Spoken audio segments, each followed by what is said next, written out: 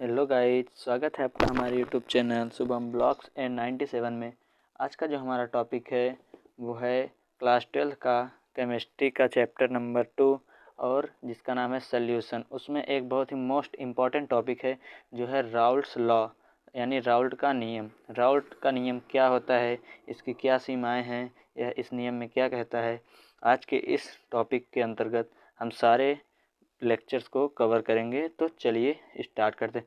तो राउल्ट का नियम क्या कहता है कि स्थिर दाब पर, यानी कि जिसका प्रेशर कांस्टेंट हो, यानी स्थिर दाब पर किसी गैस का वाष्प दाब, यानी कि वाष्प दाब वाष्प अवस्था में आंशिक दाब का उस विलयन के मोल प्रभाज के समानुपाती होता है। यानी कि जो हमारा वेपर प्रेशर होता है, यानी कि वाष्प दाब, वो हमारे मोल फ्रैक्शन यानी कि XA के समानुपाती होता है। तो जैसे इसे हम एक्सप्रेशन के थ्रू समझते हैं। जैसे हमारे पास एक लिक्विड है A, ठीक। हमारे पास जैसे एक लिक्विड है A, ये मैंने किसी टेम्परेचर पर रख दिया है, यानी इसका एक फिक्स टेम्परेचर है। तो हमारे पास जो लिक्विड A है वह वेपराइज करेगा, यानी कि वाष्प बनाएगा। तो A की यहाँ से देखिए A का वाष्प बनेगा, इससे A का, इससे भी A का। और हमारे पास एक लिक्विड है B, ठीक। हमारे पास एक लिक्विड है B, उसे भी मैंने उसी सेम टेम्परेचर पे रखा है, उससे भी हमारा वेपर बन रहा है B। यानी इन दोनों को हम मिला देंगे तो हमारे पास जो वेपर प्रेशर बनेगा, यानी कि जो वाष्प दाब बनेगा, वो A के कारण भी बनेगा और B के कारण भी बनेगा। तो राउल्ट्स ने हमें ये बताया कि हम एक सॉल्यूट को, यानी कि एक हमारा विलेय जो होगा उसका वेपर जो होगा और एक हमारा सॉल्वेंट होगा B का वेपर जो होगा, उन दोनों के मोल प्रभाज के समानुपाती होगा, यानी कि मोल फ्रैक्शन के समानुपाती होगा। जो हमारा P होगा, P यानी कि प्रेशर, वो डायरेक्टली प्रोपोर्शनल होगा हमारा XA के, और PB जो होगा हमारा डायरेक्टली प्रोपोर्शनल होगा XB के।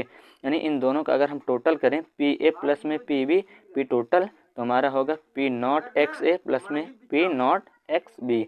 तो ये हमारा P नॉट क्या है, तो ये देखिए हम ध्यान से, हमारा P नॉट जो है, जैसे मान लीजिए मैंने इन दोनों को मतलब कि रिएक्शन कराने से पहले मैंने रखा है, ये देखिए हमारा लिक्विड A है, ठीक। रिएक्शन कराने से पहले इसका वेपर जो बनेगा इसे मैंने मान लिया P नॉट A, और ये हमारा B नॉट A, ठीक। P not A, B not A, इन दोनों को जब मैंने आपस में मिलाया तो यहाँ से इन दोनों को वेपर प्रेशर बनेंगे, यानी वाष्प बनेगा। तो A के भी बनेगा और B के भी बनेगा। इन दोनों के जो वेपर प्रेशर होंगे यही होगा डायरेक्टली प्रोपोर्शनल A के B के, यानी कि P इक्वल में P not XA, P not XB। तो देखिए इसके दो टाइप्स होते हैं।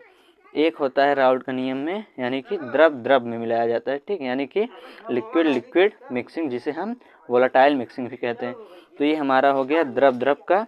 और हमारा सेकेंड होता है कि द्रव और ठोस का, यानी जैसे हमारा ये देखिए अब लिक्विड है, इसमें अगर हम सॉलिड को मिला दें तो हमारा वेपर प्रेशर कैसा होगा। तो चलिए आइए इसके बारे में भी हम डिस्कस करते हैं। तो देख सकते हैं आप, एक मेरा है यहाँ पे मेरा एक है सॉल्यूट है, यानी कि विलेय है A, इसके अच्छे से वेपर प्रेशर बन रहे हैं, यानी कि A वेपर प्रेशर इसका बन रहा है। मैंने इसमें एक सॉलिड मिला दिया, यानी कि एक ठोस कोई पदार्थ मिला दिया B। तो इसमें क्या होगा, जब इन दोनों को हम मिलाएंगे, यानी ये ध्यान रखिए ये दोनों एक ही टेम्परेचर पे हैं, जब इसमें हम मिलाएंगे तो भाई देखिए V जो है, B तो सॉलिड है, उसके वेपर प्रेशर बनेंगे नहीं, B जो हमारा होगा यहाँ नीचे आ जाएगा, ठीक। V के इन दोनों को जब हम प्रेशर करेंगे, सॉरी ये नीचे नहीं है, ऊपर हो जाएगा, तो ये जो A के वेपर प्रेशर है उसको भी कम कर देगा, यानी कि जो हमारा B है वो A को भी कम कर देगा। हमारा शुद्ध अवस्था में यहाँ पे P नॉट A जो होगा, P नॉट A वो कम हो जाएगा किससे, PA के। क्यों कम हो जाएगा, क्योंकि यहाँ पे B के मॉलिक्यूल्स ने A को वेपराइज होने से रोक लिया, ठीक। तो इस केस में हमारा P नॉट A जो होगा वो PA से बड़ा होगा, यानी कि यहाँ पे हमारा जो PA डायरेक्टली प्रोपोर्शनल होगा वो XA के।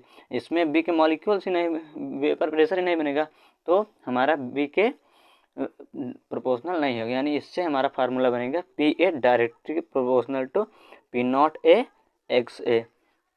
और इसकी लिमिटेशन क्या होती है, देखिए ध्यान से, इसकी लिमिटेशन होती है, यानी कि इसकी सीमाएं, इसे हम केवल तनु विलयन, इसे हम तनु विलयनों के ऊपर लागू नहीं कर सकते, यानी कि यह नियम तनु विलयनों के ऊपर लागू नहीं होता।